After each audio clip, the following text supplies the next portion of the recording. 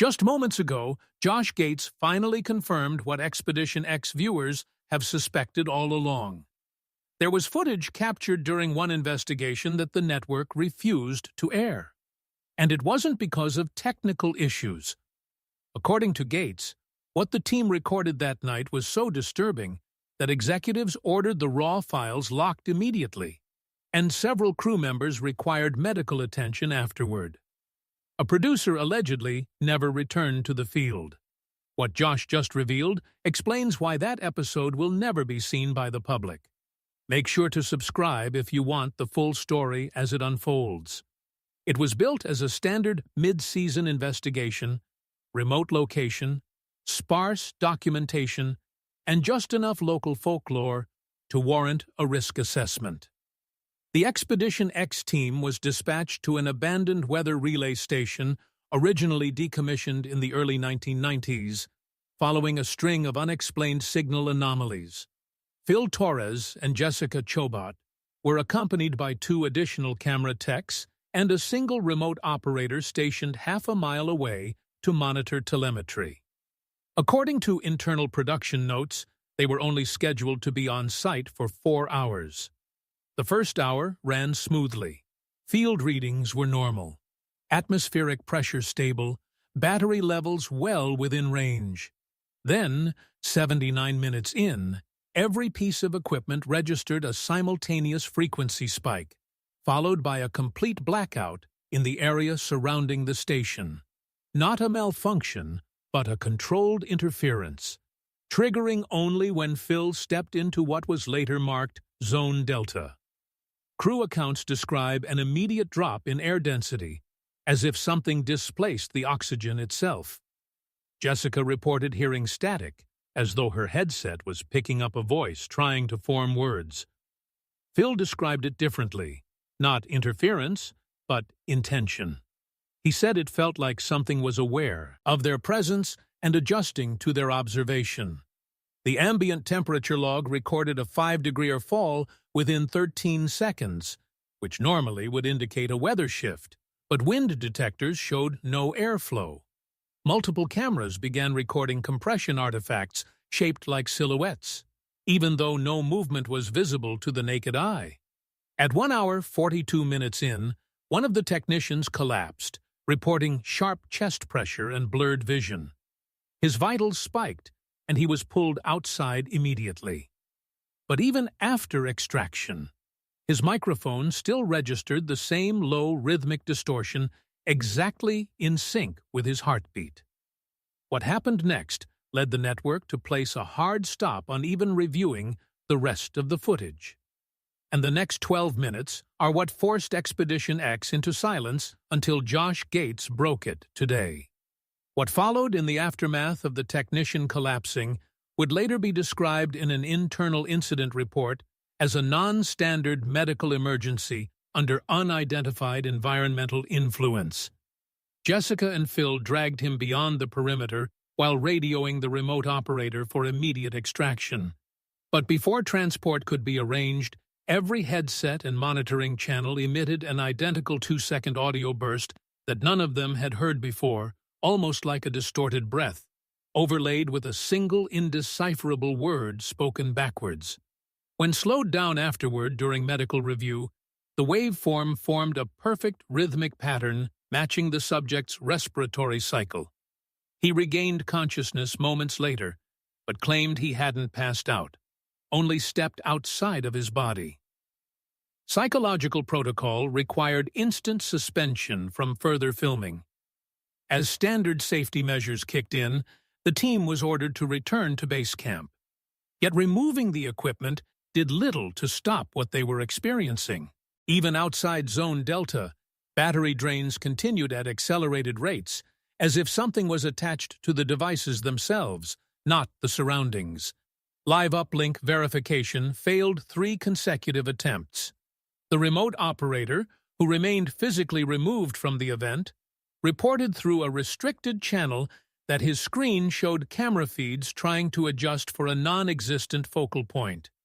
His exact words were logged like it was tracking something that wasn't in front of them, almost behind. That note triggered the next step. Network HQ, already receiving fragmented telemetry data, intervened over a secure channel. Production was ordered to execute what's officially known as a Phase 7 reset, meaning equipment shut off, immediate departure, and containment protocol enacted without post-investigation discussion. Only used 5 times in network history. It's reserved for extreme risk scenarios. The moment this order was given, the generators powering the relay station failed completely, not due to damage, but because the breaker flipped itself despite being physically padlocked. The final recorded image before black screen, a blurred figure appearing between Phil and the technician, visible only on one camera angle. That frame was the last thing reviewed before access to the footage was sealed. The next 24 hours would determine whether Expedition X would even return to production. By the time the team arrived back at the staging area, the incident had already reached senior production executives. Initial assessments categorized the event as equipment and personnel compromise under unknown influence. Standard protocol dictated that footage be cataloged and forwarded for technical analysis. But before that process began, Josh Gates personally intervened, reportedly dialing into the emergency debrief via a secure uplink just 31 minutes after the team returned. Though he wasn't physically on location, his role as lead executive producer granted him override authorization.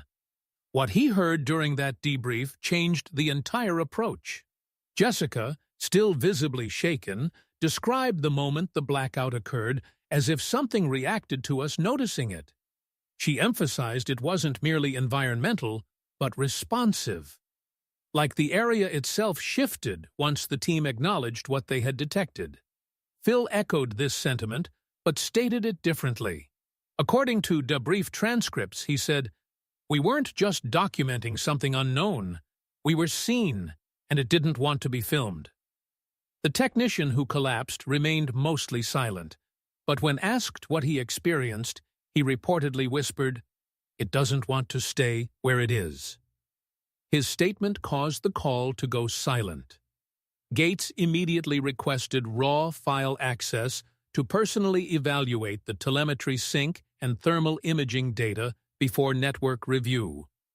That request was approved, but only under executive privacy restrictions, meaning only he and 2 senior analysts at headquarters could see it. Within hours, Gates confirmed privately that the footage captured sustained spatial compression inconsistent with known phenomena, implying intentional movement within the field of vision.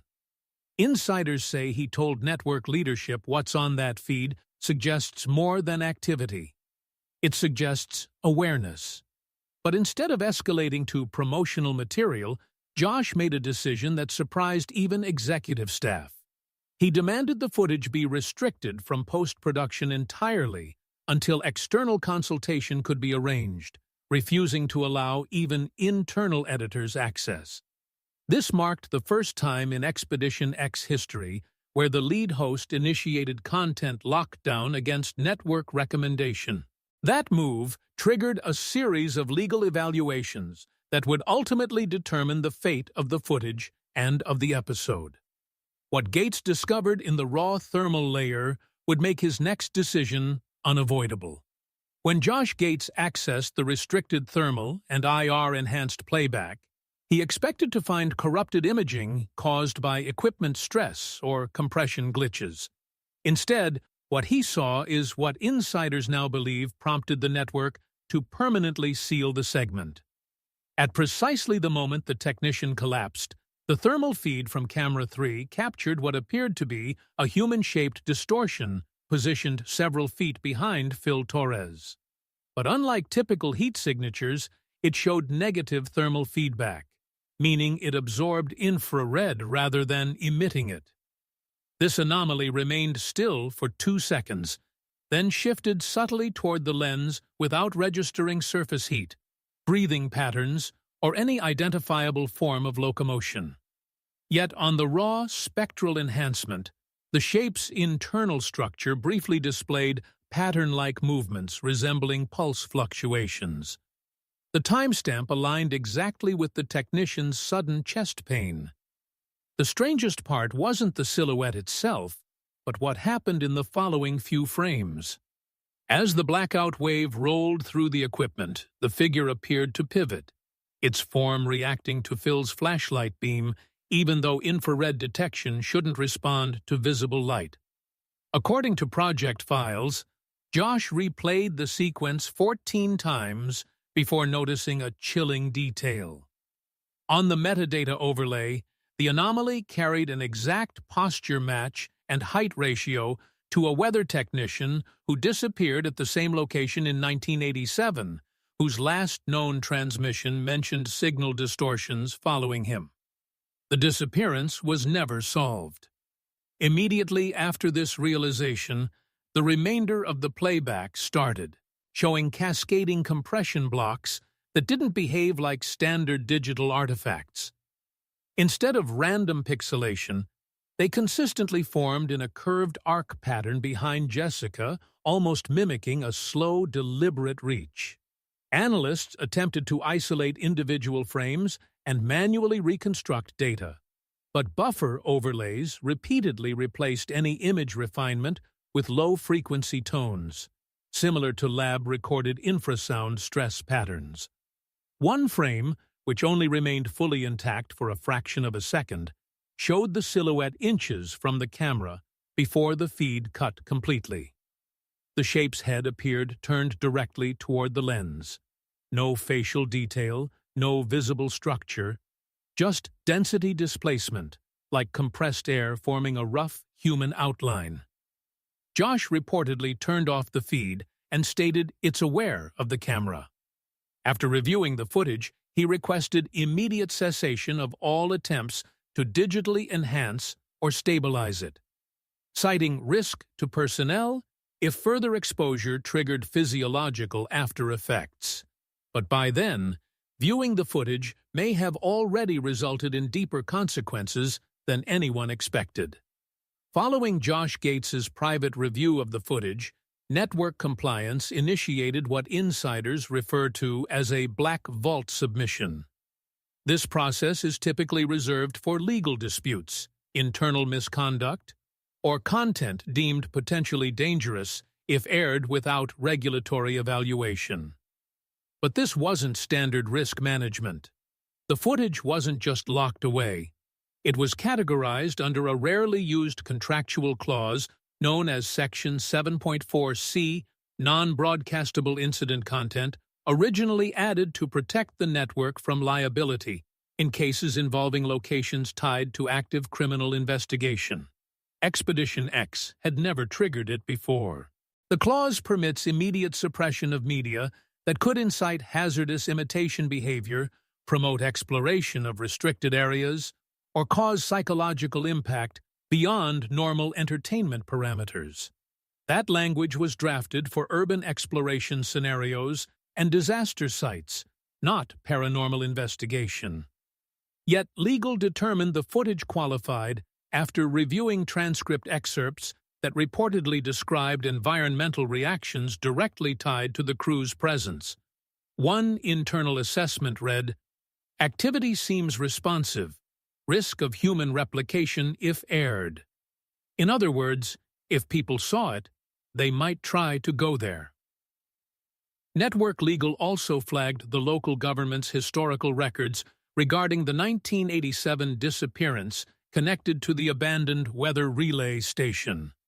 That case was never declared closed, which means because the figure in the footage matched the missing technician's biometric outline, the broadcast could be interpreted as evidence in a potential ongoing investigation.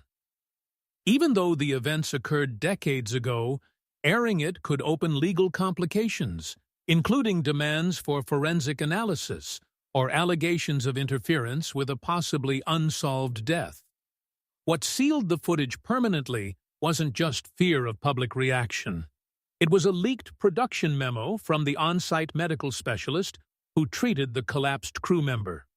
In her write-up, she stated, patient displays stress markers consistent with post-traumatic attunement. He believes the encounter might not be geographically bound. The phrase, "not geographically bound," was underlined by multiple attorneys. That line alone escalated the content from restricted to sealed indefinite. Josh argued that suppressing data went against the scientific integrity of the show, but legal countered with potential lawsuits and worse psychological fallout for viewers. After a tense meeting, Gates reportedly agreed not to push for release, saying only, "If this becomes entertainment, we've already lost control of it." What none of the executives knew at that moment was that another copy of the footage existed, one stored automatically on a field hard drive no one accounted for. And that's the file that resurfaced days later.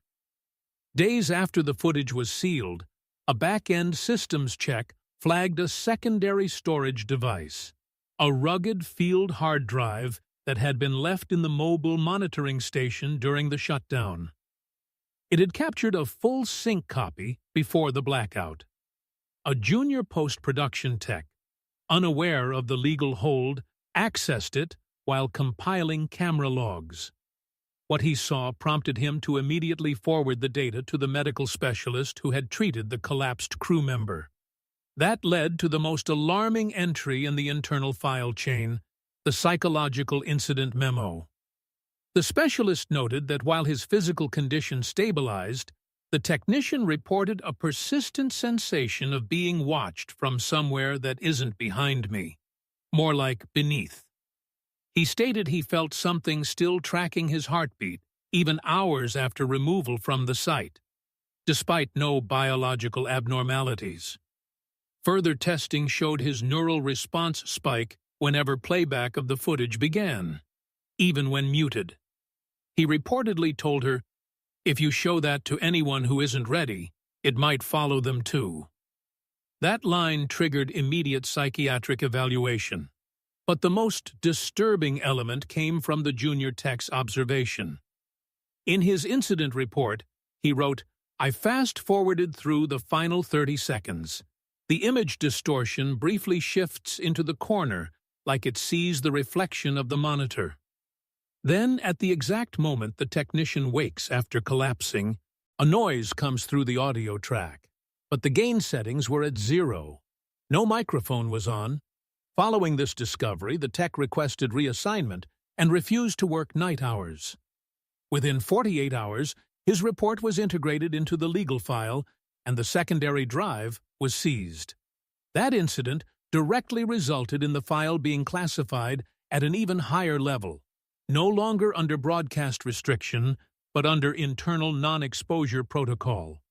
And that's when Josh Gates was told something that changed his stance permanently. Someone else had already watched the file alone, and what they reported next would shake even him.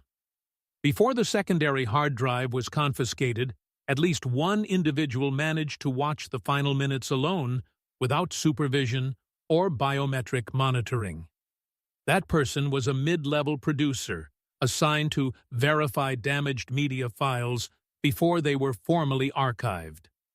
According to his unsigned internal statement, he viewed the footage late at night, believing it was simply corrupted audio-visual data. What happened during those minutes escalated the crisis beyond what Gates or network executives anticipated. He reported that while scrubbing through the footage frame by frame, the anomaly seemed to shift in behavior rather than remaining static. As earlier versions showed, it gradually began tracking the camera's perspective, adjusting as though aware of his interaction with it.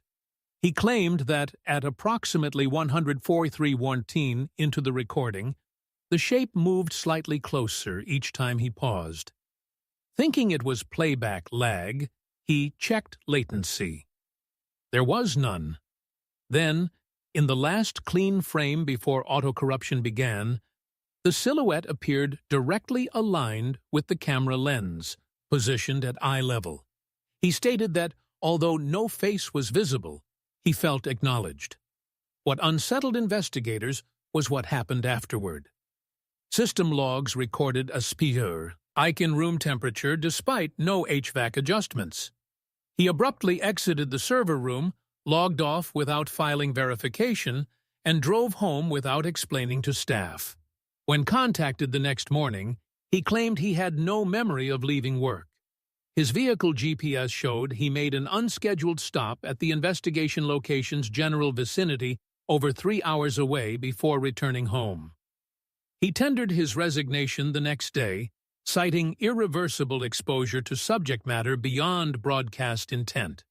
His final note read, "We didn't expose it. It exposed us, and it knows the difference." Following this, external auditory forensic specialists were brought in against standard protocol. What they discovered inside the recording led to the most controversial decision in Expedition X history.